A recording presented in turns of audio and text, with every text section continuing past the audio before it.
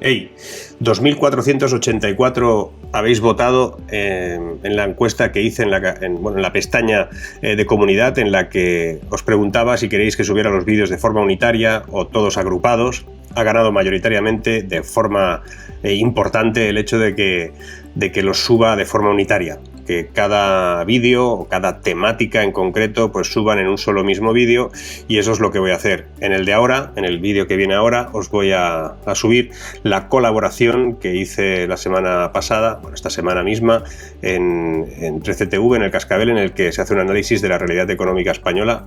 Un detalle que no aparece, o por lo menos no hubo tiempo para incorporar, es el hecho de que atendamos a la siguiente situación. España tiene una deuda similar, muy cercana a la que tuvo cuando perdió Cuba. Cuando España perdió Cuba, la guerra de Cuba, se nos hizo asumir toda la deuda de aquel país. Eso nos puso la deuda pública española sobre el 123%. Eso fue en 1902. En 1909, España consiguió reducir su deuda al 30%. Eso no se hizo porque sí ni fácilmente. Eso fue básicamente porque hubo una de recortes de narices y una situación compleja. Los descontentos que había en la calle, la situación que se produjo por la falta de inversión desde el sector público en aquella época, hacía que la primera pelea que había en un bar se convertía en unos altercados importantes. Hubo muchísimos follones, hubo muchísimos conflictos, acabó incluso en la Semana Trágica de Barcelona con más de 80 muertos, es decir, que tampoco fue fácil. Pero bueno, en todo caso, la situación económica española no es exactamente como nos cuentan.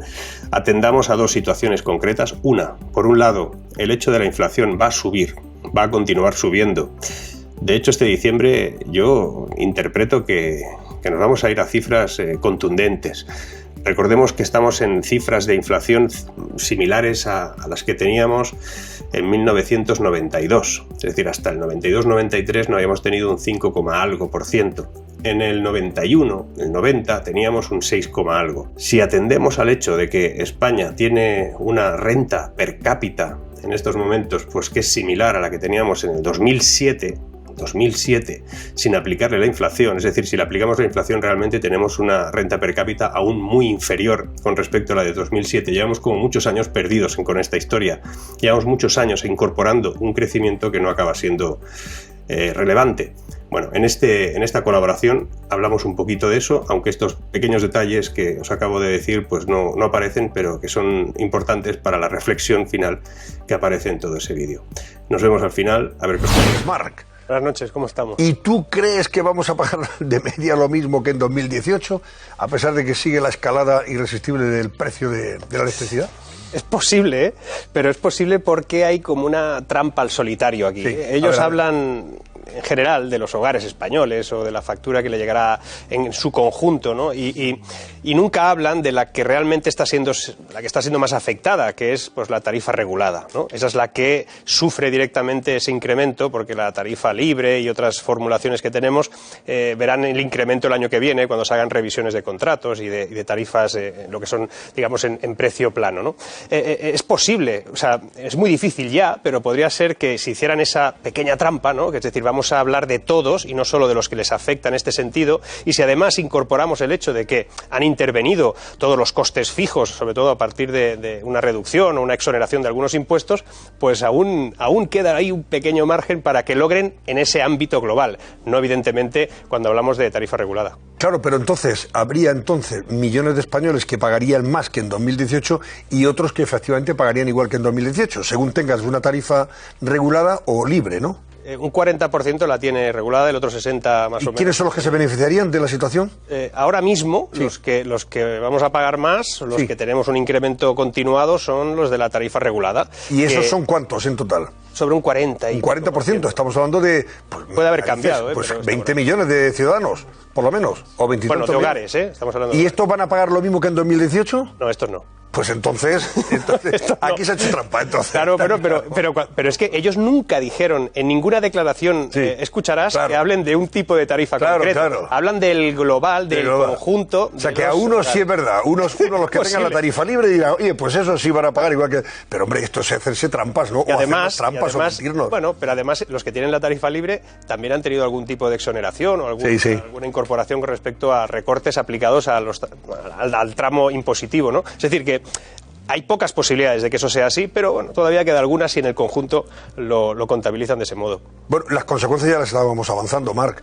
Consecuencia de que siga subiendo el precio de la energía, pues las tenemos en que esto se deriva o repercute en los costes de producción y luego, claro, en los productos de venta al público, los que pagamos todos los consumidores. Es que esa es otra cosa. Al final pagamos más caro todo. Alguien nos estará viendo ahora y dirá, bueno, pero entonces si yo soy de los que tienen la tarifa regulada, yo soy de los que van a pagar más, ¿por qué yo y no soy como los otros? Bueno, es que la gran mayoría en el ámbito, sobre todo empresarial, los pequeños comercios, las industrias, están ahí, tienen el coste asociado a ese precio mayorista, ¿no? Y el precio mayorista no va a dejar de subir, ni de aquí a final de año, ni después, por múltiples razones que hemos explicado alguna vez, y que fundamentalmente se basan en esos derechos de emisión, en este caso del gas, ¿no? Cuando se consigue la electricidad a través del gas, que como se subastan en Europa porque hay solo unos cuantos derechos, y esos derechos pues al final los utilizan los brokers pues, para negociar y para que todos los que necesitan esa electricidad generada a través del ciclo combinado y del gas, porque no hay suficiente de la otra, pues ahí tenemos un problema. Y eso se va a alargar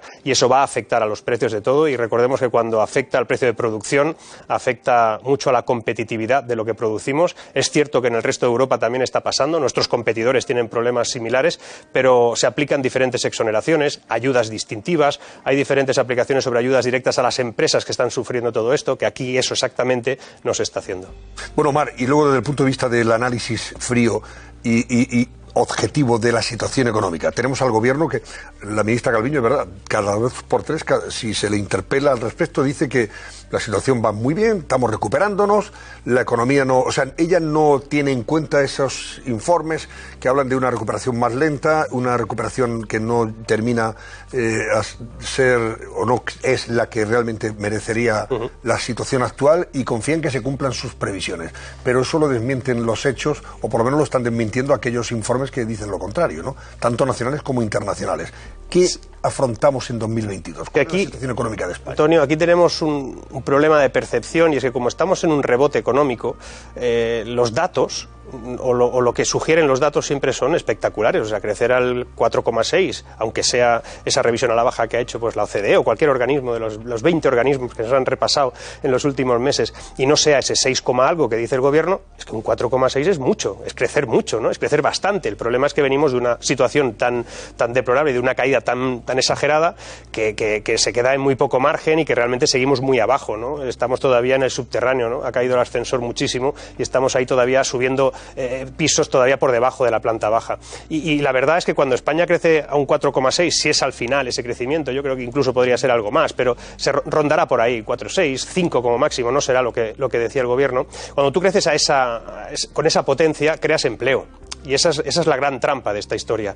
España crea empleo a partir de un crecimiento base de un 2,4, siempre lo crea. Y si venimos de una destrucción de empleo importante durante la pandemia, y además durante una recuperación de empleo que estaba pues bien sujeto por los ERTE seguramente, aunque haya tenido un coste enorme, pues la cuestión es que cuando creces al 4,6 generas empleo. Y entonces te agarras a esos datos. Estamos generando mucho empleo. Lo estás generando fundamentalmente porque estamos creciendo más de lo que se crecía en otros momentos de la historia. Y lo segundo es que ese empleo no afecta a la productividad, es decir, no afecta al crecimiento tanto como en otros países, y estamos creciendo a un 4,6 porque es un empleo precario, un empleo a pocas horas, un empleo que no es tan productivo como antes. No hemos hecho ningún cambio importante en los modelos de producción y los modelos de negocio para que este país, con ese mismo personal, sea capaz de producir mucho más, y eso poco a poco se irá viendo, aparte de la deuda y aparte de otras historias que hablaremos.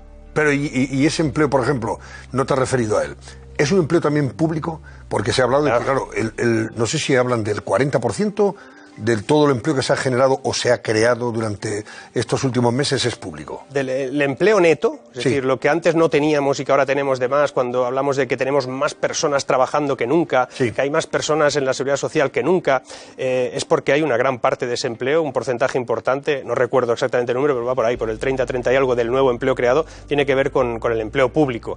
Y esos bueno, eso pues al final también se agarra ahí esa percepción de la generación de empleo, pero también tenemos que hablar de que todavía queda mucha gente en ERTE que se consideran trabajadores, es decir, en las cuentas al final de cuánta gente está trabajando se incorporan en personas que están de alta. Como decía, ¿os acordáis de una persona que está en ERTE está en alta? Bueno, pues ahí están en alta, pero están en ERTE después de 2 años, que tiene tela la cosa, ¿no? Aparte de los cese de actividad de los autónomos, que son también otros 100 y pico mil, que bueno, son personas que no trabajan y que siguen pues teniendo algún tipo de ayuda por parte del gobierno que se parece más al paro que no tanto a estar trabajando. Todo eso, además, se resume en un hecho, y es que tenemos un 14,6% de parados en este país, sin descontar todo eso todavía, que es el doble de la media de la Unión Europea. Pero claro, hay quien pueda pensar, dice, hombre, el problema del empleo en España es muy fácil de solucionar. Empleamos a todos los que están en el paro en el sector público y aquí todo el mundo está trabajando. ¿Eso sería una solución razonable? Porque no. Si la mitad del empleo que se crea es público, pues entonces ¿por qué no empleamos el 100%? Tiene un límite, yo creo que... Claro, es que claro, ¿cuál es el límite realmente? El límite es la deuda para que no nos pública hagamos trampas en el solitario, ¿no? La deuda pública que tenemos ya nos marca el límite. Ya, por eso. Digamos que hasta te puedes gastar hasta donde te puedes gastar, y de hecho tampoco tendría sentido, porque además una administración pública sobredimensionada, y en España habría posibilidades de revisionar un poquito hasta qué punto esa maquinaria pública es competente en muchas cosas que hace, o podría ser, o tiene poca competencia desde el punto de vista de que no tiene espacio ni el sector privado para actuar, pues ahí tenemos un problema, y es que al final tú tampoco puedes estar generando solamente empleo en un sector que no lo decide el mercado. O sea, el mercado decide finalmente cuando una empresa es viable, cuando no es viable, si puedes tener más trabajadores, si puedes tener menos, si puedes vender más caro o más barato, pero en el ámbito público el mercado no actúa. Mar Vidal, gracias y buenas noches. Mar, hasta siempre. Bueno, espero que os haya gustado. Una reflexión sobre la economía actual. Recordad que si os ha gustado, pues le das al like, que siempre va bien para que posicione el vídeo. Y también, pues evidentemente, comentad, que también ayuda a posicionar. Y, como os he dicho al principio, en un rato hay otro. De momento sigo pendiente de llegar a una cifra determinada, que como ya sabéis son 200.000 suscriptores para hacer ese directo, pero vamos, que si no llegamos a 200.000 de manera rápida, pues al final tendré que hacer un directo, porque ya empieza a apetecerme a mí también, la verdad. Venga, nos vemos. Hasta el próximo vídeo.